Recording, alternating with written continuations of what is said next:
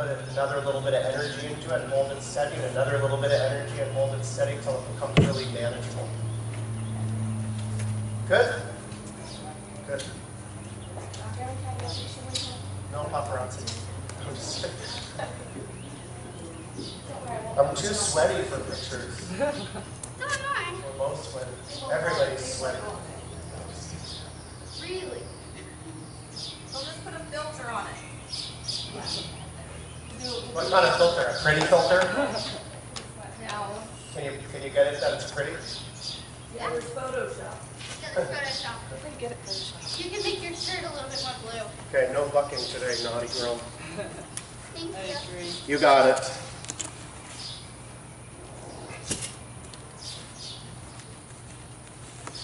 Want the mounting block? Yes, please.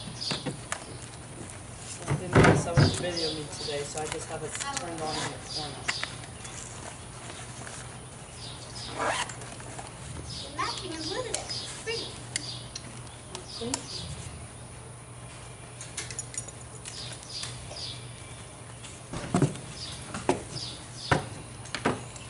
It's nice meeting you. Yeah, you too. You got it. Girth tight? As tight as I could get it.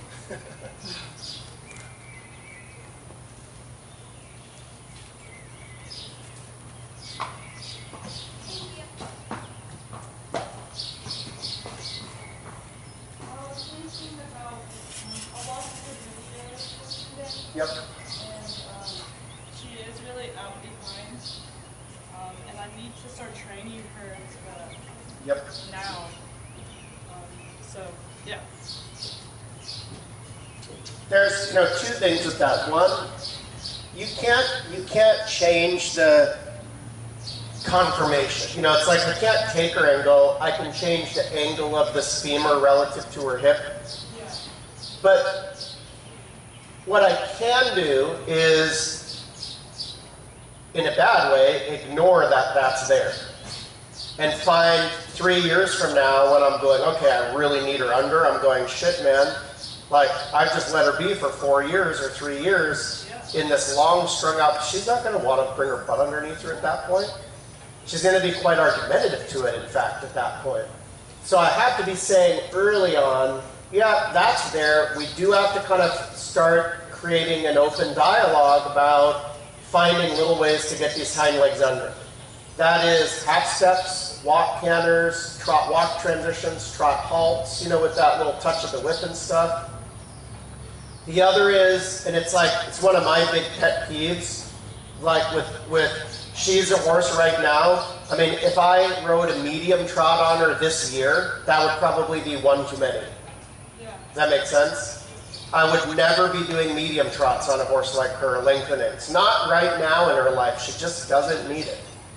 Because anytime I'm saying go, she's going to expand and elongate away from her hind legs. Why would I need to do a medium trot on one like her, only to go to a horse show? So I'm only going to really kind of do it at the horse shows or when it's absolutely imperative that I do. I don't need to spend any time training it.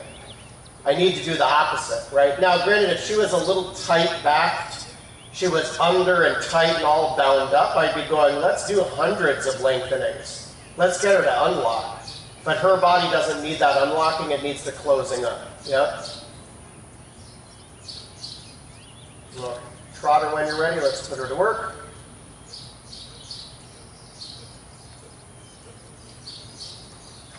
So a big part of that too with the young horses, right? That's why, like I was saying yesterday with my own young horses, and I keep, just for interest's sake, like I don't think I do the best job in the world. I'm not the best rider in the world. I don't claim to be by any means, right? But I have been keeping a little video diary on my young horses, my 2 babies, from literally the day they were broke. First week under saddle, I have videos of both of them on YouTube. To pretty much last month, I have videos. So the one horse has been a year, working on and off. The little chestnut's been 2 years working now. So it's worth maybe just peeking at some of those videos on YouTube. Easy to find, just put in my name, right? I stalked you. Yeah. Looked at all of them. So you look at those videos and you watch the development. I'm pretty tough on those little horses. Not tough on them, like You know, sometimes they work 3 days in a week. They have lots of time off. They have the weekends off. They go trail ride days. But I'm very tough on the strict nature of the way they work, if that makes sense. And that's very apparent on the video. Like, they go on the bit, first day under saddle. They're learning to kind of hold the structural shape in their body. I'm not riding them big and strung out. They get lots of stretching, but they also go strong on the bit. Not strong on the bit in the contact. If you look at the videos, you'll see like, I can still ride both of them around with the reins in one hand, whether it's stretching or it's on the bit, whether it's trot or canter, right? They're super light, but they're very structurally shaped because they're both, like I was saying yesterday, have their own tricks conformationally, right? Yeah. So why I say that is like with her, I'd be very demanding about going even a little shorter in the rein. Take a feel of her mouth. Be very disciplined about the shape that her top line works in. Kind of going, is this a shape? And you sometimes just kind of have to ask yourself, right? Like go 20-meter circle down there, and as you're coming around, just glance in the mirror, look at her top line, and kind of go, is that a shape that's going to work to trap her hind legs? To get her hind legs coming under, or is that a shape that's allowing the hind legs to escape? I say right there, that's a pretty good shape, right? Like that's pretty good, connected, could be maybe a little more flexed in the pole still, a little more rotation or a little more on the bit, but I don't look at it and think it's a bad shape, right? It doesn't look super strung out, it doesn't look easygoing, but it does look easy to produce. Where I'd say maybe still a touch rounder in the pole is just to kind of add even more confine that I could drive the hind leg into or against to put more roundness in the top line. I would just be careful if I'm doing that. I don't want the pole going lower, right? I don't want to add weight to the forehand. I don't want her down lower. I loved in there on that circle the size of the trot bill. Wasn't too big, right? Yeah. Wasn't strung out. You were having the right idea in there.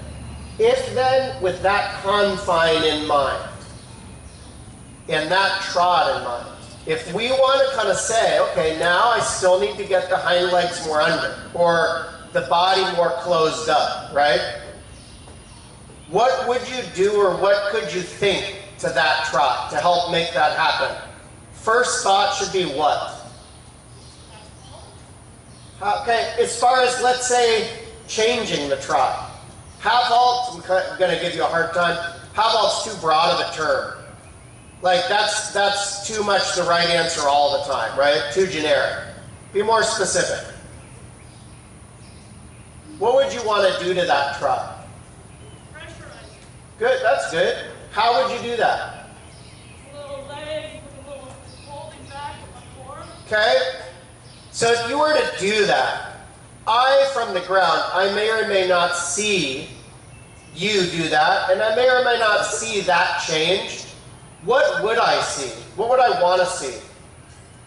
Increase uphill balance. Okay? Think even more basic. If I took my training scale, right? Rhythm, suppleness, contact, straightening, impulsion, collection. More gymnasts. No, stick to the training scale for a second. Rhythm, suppleness, contact, straightening, impulsion, collection. You see more contact. Maybe a little more, yeah. And what about the rhythm? It should clarify. Okay, should I leave it as it is, make it faster, or make it slower? You can make it fast without pressure, but Yeah. you should slow it if you want the weight behind leg. Maybe over time, right? But I want to kind of think, right now, I want to take that trot and try to make it trot faster. I want to kind of rev the engine to see if those hind legs will tuck up under her belly further. That's better, good. But I have to be careful that I don't make a longer stride. Does that make sense? Yes. Yeah. So what I'm after, and there are all those things you said, but just very simply, I want to try to quicken the trot up. I might tickle at her with the whip. I might go, come on. Can I get the, yeah. Can I get those hind legs to trot faster? But not push bigger, not float bigger. Stride should be relative in its length to its speed. The trot should be small. Does that make sense? Yes. That expression, yeah. So I want to try to make her trot faster, but I want to also try to make the trot smaller. Circle at this end, 20 meters, watch posting diagonal, range short. Block her, hold her, don't let her float bigger.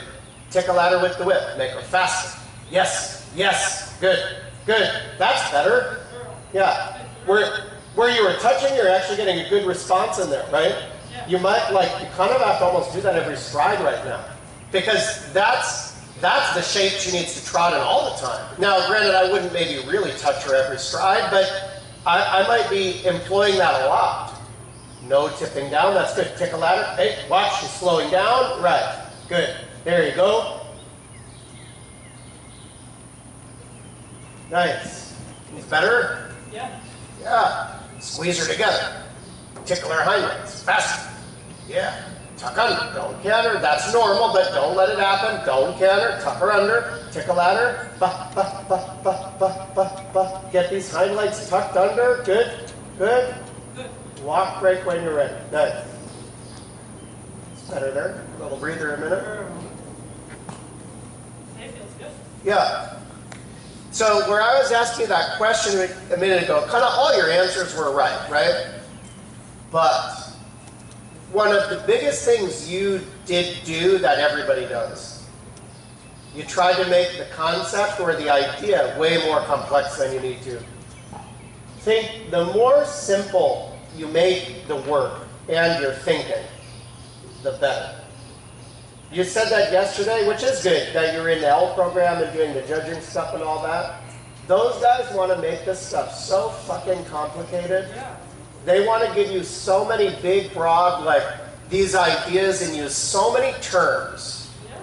They're going to throw so many terms at you using words as big as they possibly can to make it as confusing as possible, to make it understood that they know something you don't. That's the culture. That might not be the purpose. They might not be doing that on purpose. But I guarantee you, I've sat on those committee meetings. I've listened to those telephone calls. I've been on some of those committees that make some of the rule changes. And I'm always sitting there going, oh my God, you guys, speak English. I'm a trained professional, and I can barely understand what you're saying. And I know that you don't understand what you're saying, because you're using way too many words to describe a concept that's way more simple than this. Does that make sense? So, and I would just say that as a little advice, too, teasing, but if you're going to become a judge, keep it simple. Keep the answers simple, keep the thoughts simple, and use the training scale. Start at the beginning, always at the beginning, and just work your way up. And don't add, I said that yesterday, and I asked somebody, I can't remember who, actually it might have been Alan, where I was going, tell me the training scale. And she said right away, rhythm and relaxation. I said, forget relaxation. It's not tangible, right? Throughness, not tangible. Throughness, relaxation, those are byproducts, right? Don't ignore those. Those better happen at some point in time, but don't think about it, because they're byproducts. What's tangible? Rhythm. I can make her go faster or go slower or own that speed. Does that make sense? But I can't make her relax. Suppleness. I can make her supple. I can bend her body enough. If I have enough time, I can make any horse supple. Right? I can take contact. I can take a hold of that horse's mouth. They might not like it, but I can do it. Or I can drive them up to it if they don't want to be up there, right? I can straighten my horses. I can ride lather work and twist them and bend them and shove them and manipulate them, that I can straighten them, right? I can create impulsion. I can hold on in front and use my whip if I need to and whack them and create impulsion. And I can take those reins and that impulsion and sit my horse on its ass and make him collect. Does that make sense? But the other stuff I can't make happen. They're not tangible. So stick to the tangibles and stick to the simple, concept-wise, and you're always going to win. I mean, in terms of, thought process, training mentality, organizing thought, and creating a formula. Okay, trotter again when you're ready.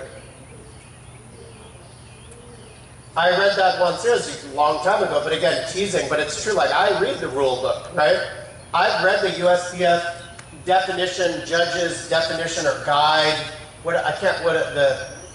The terminology, there's a glossary, of terms. And some of those definitions, I'm like, what the fuck? Like when you read impulsion, the definition of impulsion, I get to the end of that paragraph and I go, There's a paragraph for one word. yeah, I don't even understand what that means. Impulsion is just energy, thrust, that the hind leg generates, right? It's a driving force, it's energy. But the thrust is specific, it has to create a lift of the forehand. That's the definition of impulsion, period. It shouldn't be more complex than that. The way you go about getting it, okay, there's some complexity, right? The point in training, when you challenge for it, there might be some complexity to that. The idea, it shouldn't be complex, right? So a friend of mine said a couple of years ago, like, she's a classical dressage rider, which is always a joke, right? To me, I'm more classical than a lot of people I know, but I'm definitely far from what I think of as classical dressage, right?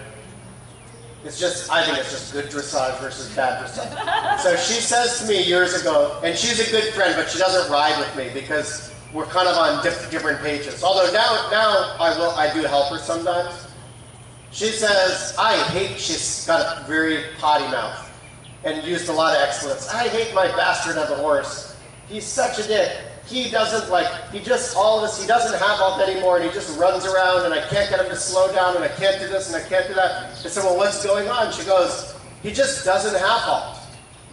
And I go, so what's the scenario? And she goes, well, he's just running away with me all the time in the trot and the canter and he's pissing me off and I've tried using my speed, I've tried doing this, I've tried doing that. And I said, Lori, did you try just pulling on the reins? And she's like, that's not classical. And I said, so let me get this right. You get in your car, you're driving down the freeway, the thing won't come to a stop. There's a stop sign coming up, you're out of control, you're trying to slow down so you adjust the seat, you move the steering wheel, you play with the heat, you shift the gears, you turn the radio on and off, but you won't step on the brake. That doesn't make any sense, right? So when it comes to riding work, same thing with her now.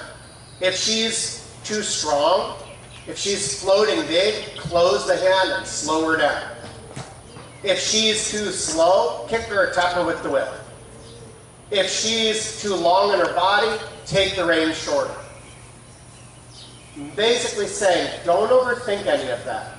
Does that make sense? Yeah. Just do what needs to be done. Trot again.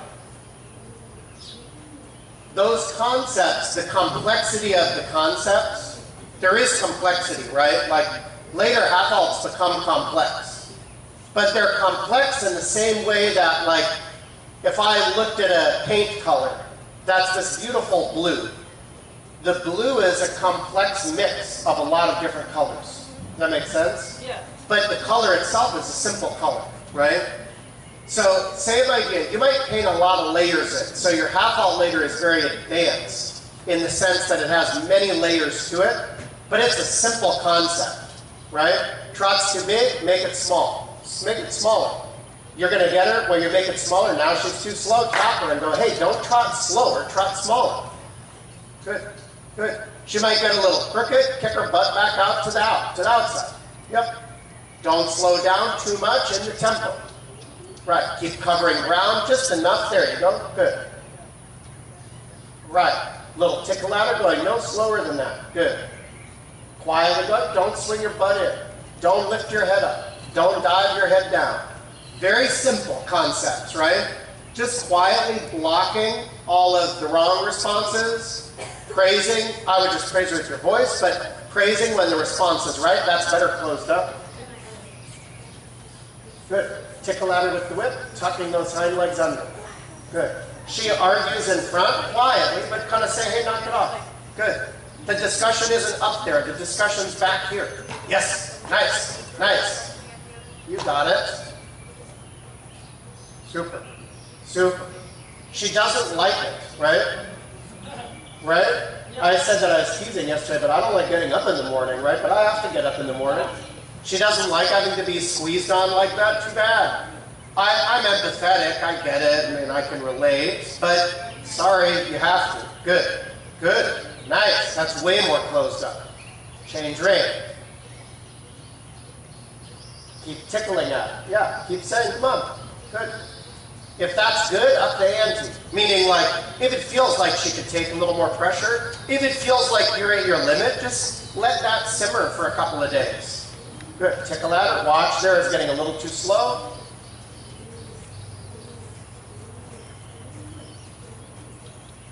Good.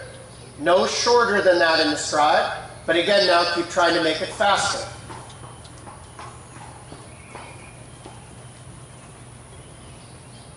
Good. What are you trying when I say make it faster? That's good. Nice. What are you trying to speed up, the rhythm or the tempo? And it's a trick question in the trot. Tempo. Yeah. Never change the rhythm. But the trot rhythm is the tempo in a sense, right? It's very different in the canter because you can really change one without the other. The trot, you can't really change one without the other. Good. A little tickle at her. Yeah. Yeah. Good. Come on. Faster. Faster. Faster. Faster. Faster. Challenge her. Pester. Good. Walk break again. Nice. You don't have to be, it doesn't have to be long held, right? But the challenge needs to be high. The pressure needs to be high. Not high, blow her mind, get her doing half passes at 4 years old, but high going, that's what I was saying, like the little videos of my babies. My little chestnut horse could do half passes at 4. But not because I trained the half passes. Just because I went, hey, when we do this little shoulder in, don't swing your butt against my outside leg. I don't want a lot of angle. So she was already learning a good understanding of what my outside leg was. So when I went, let's do a little haunches in, let's play a little bit at a half pass, her body just went, I know exactly what you need me to do, right? No pressure though on that, but a shit ton of pressure on going, you keep your head up, young lady, because she was a little like wanting to roll in the ball. And you keep trotting like your tail's on fire, young lady, because you're too lazy for this. The black one, very hot, very sensitive, complete opposite. Same thing though, like you be quiet, you be steady. You're gonna have to canter for an hour until you take a breath and relax. So that it's again, very different. My chestnut canter for 2 minutes, but with a high intensity. My black horse canter for 10 minutes until you breathe. Everyday discipline. To the point now where it's like, that's just, they just produce that balance, that way of going, those gaits without much effort on my part, because it was very systematically, I hate to say beaten into them, because it wasn't, but it was very like, they were, yeah, like just over and over and over and over. But in a way where it's like, that's all you have to do as a young horse. I don't need you to do. Somebody said the other day they wanted to come look at my chestnut horse. I'm thinking about selling her. She'll be for sale one day. I'm not quite ready yet. And they said, does she do her changes? And I went, she just turned 5. And they go, well, try the changes. Let's see if she does them. I went, no. And they go, but like, I just want to know. I mean, I want to look at her. I'm like, if you want to look at her to buy her, you can look at her for exactly what I'm doing with her. And you can use your imagination and your good training ability to presume what the flying changes are going to be like. But right now, I don't want to do them with her. Well, why not just try? Because I want to get these other things solid. Like I'm not, that's the kind of thing where I go, yeah, if it's 6 or 7 or 8, she does her first flying change, great. But I'm not ready yet. The black horse, the younger one, is more ready than my chestnut one. Although I did do some on my chestnut one the other day. They're clean and they're fine, but I just don't think it's the right time or place to train them. Whereas somebody else maybe would be training them and putting pressure on that. I'm still putting more pressure on just go walk, trot, canter without my help. In a good package and this balance. So when I need a flying change a year from now, it's just going to work. I don't have to train it later. Okay, take her up, add some canter in. So I only say that about going, I put pressure on in places that most people don't, and I don't put any pressure on in a lot of places people do seem to put a lot of pressure on, if that makes sense. Same thing, like my little chestnut, your horse, I don't do any medium trots with. Like, why? Because I'm only training her to go the wrong direction with her body right now. Does that make sense? Somebody else, though, might spend a lot of time doing mediums because she has a big floaty trot, and they'd want to show that off, right? I know she has a big floaty trot. I don't need to show it off. Good. I say that kind of teasing, but it's like I look at my horses and I go, I want a Grand Prix horse. I don't want a 5-year-old that does flying changes poorly or a big extended trot. I want a Grand Prix horse. Does that make sense? So the training's all geared around that. Same I'd be thinking with her. That's quite nice there. Good closed up for her. No slower than that and no bigger than that in the trot, right? That's one of those things I find as a rider, like it takes a huge discipline. Not discipline like you're undisciplined and a lazy rider. I'm not saying that at all. It takes a huge discipline of like, this is the exact trot I need. And if you slow down 1 iota, you're getting a touch with the whip. I will not accept any less. Now, I'm not going to be harsh about going, you got to give me a lot more. The discipline is about going, you can't give me less. And you've got to be at this minimum every day, every stride, every moment. I might quietly get after that a little bit with the braking. And where I say I might kind of quietly get after it is like you're in the right.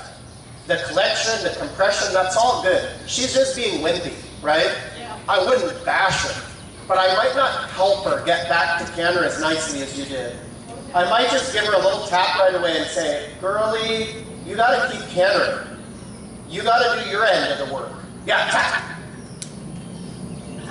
Yeah, little kick forward. Be brave, be tough, don't get bucked off. Then just forward down the rail. Doesn't matter, bend to right. Keep going, good. And now calm, organized, back to your 20-meter circle like nothing happened. Nothing went wrong. We're just back to work. Yep, good. You got it. Good. Like you did, she picked up the wrong lead. Just keep going. Don't change directions. A lot of times people will go, oh, I'll just turn to the left and keep cantering. No flipping way. No, it was an invasion. Yeah. So she picks up the wrong lead. This arena is so wide in particular. Even if she was 3 and it's her first day under saddle, I'll go on the wrong lead.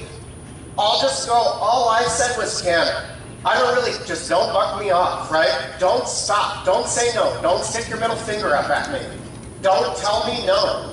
I just said canter. I'm a pretty easygoing guy, but I said canter. If you want to canter on the wrong lead, on this left lead, we're going to stay on the circle to the right with right bend. And you're going to go, man, that wasn't a good decision. That's a hard position for my body to be in. She'll break again, half a circle or a circle later, and I'm just going to kick right back to canter again. And she'll pick up the right lead that time. Because she'll go, that one was too hard to work. This crazy lady isn't letting me off the hook. So if I'm going to have to canter, I'm going to pick the one that's more fuel efficient. Does that make sense? You kind of let her be your own worst enemy with that. Nice. Good. That's more together now in the trot, getting a little more amped up. Canter again.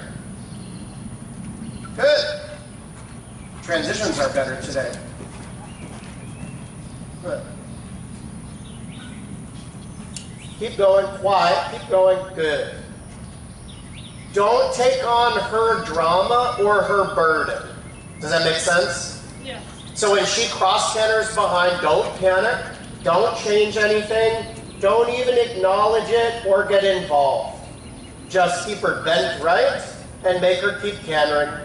If a circle later she's still cross cantering and hasn't switched back, I might then regroup. But what I don't want her to learn, cross cantering, braking, even if she fully changed leads to the left, none of that gets her out of cantering right now. Does that make sense? Yeah. She's got to canter regardless. So if a circle later, I bring her back and I fix that for her, she doesn't associate, keep going, good tough, nice job. She doesn't associate that moment with getting out of work. Does that make sense? Yes. So far from the moment, there's no connection made. Whereas right in that moment, if I trot and I help her get back to the lead, she associates getting out of cantering by cross cantering because I instantly brought her back to trot, or by switching leads or whatever it is. That's the same if she breaks, and I'm a little too nice about reorganizing her body and helping her get back to canter. Good. One more canter again.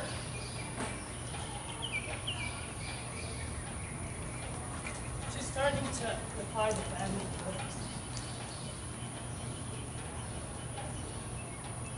Got it? Nice, perfect. Good. That's just the weaker side when they don't want to bend like that. She wants to lean instead of bend to the right. Just quietly fight through it. Not fight combatively, but fight the fact that she doesn't want to bend by trying to make her bend. Fight the fact that she wants to lean in by pushing her out. Does that make sense? You just work you just keep saying, no, that's not how we work. You gotta bend, you gotta be upright, you gotta be out here, you can't fall in. And a couple of days from now, you'll notice it's less and less and less, because she'll get stronger quickly, she'll get more balance, she'll become more obedient, she'll become more kind of yes-mamming. Trot again. Good. Walk break when you're ready. Nice, good, tough on your part. Why does she fall in or not want to bend right? Not, let's say, her or any horse. Why would they want to do that? And I want to list all the reasons. Well, muscularly, usually they have a loose side and contracted side. Okay, so tightness or weakness, right? Yeah. Why else? A rider, weakness, Why else? more savageness, Well, chewing, no, think more just physical. Why else? What about mental?